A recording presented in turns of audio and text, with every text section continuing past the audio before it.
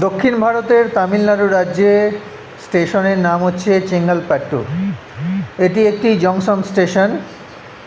ভেলোর থেকে এর দূরত্ব প্রায় 120 কিলোমিটার এবং চেন্নাই থেকে এর দূরত্ব প্রায় 65 কিলোমিটার।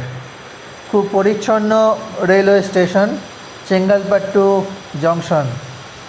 আপনারা দেখতেই পাচ্ছেন দক্ষিণ ভারতের তামিলনাড়ু রাজ্যের চেঙ্গালপাট্টু স্টেশন জংশন পরিচ্ছন্ন একটি রেল স্টেশন। এই স্টেশনের একটি ঐতিহাসিক গুরুত্ব রয়েছে। 1897 সালে বিদেশ থেকে ফিরে আসার পর স্বামী বিবেকানন্দ রামেশ্বরম থেকে যখন চেন্নাই যাচ্ছিলেন ট্রেনে করে, তার এই যাত্রার খবর শুনে চেঙ্গালপাট্টু স্টেশনে প্রচুর মানুষ জমায়েত হয়েছিলেন তাকে উষ্ণ সম্বর্ধনা জানানোর জন্য।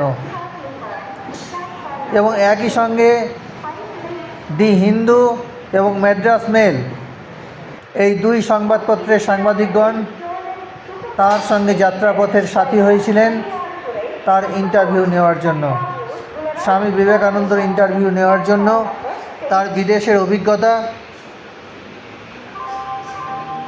ইত্যাদি তথ্য সংগ্রহের জন্য সাংবাদিকগণ তার সঙ্গে এই চেঙ্গালপাট্টু স্টেশনেই তার যাত্রাপথে সাথী হয়েছিলেন। স্বামী বিবেকানন্দ যাচ্ছিলেন চেন্নাই, রামেশ্বরম থেকে চেন্নাই যাত্রাপথে পড়ে এই চেঙ্গালপাট্টু জংশন স্টেশন। সমস্ত তথ্যটি এখানে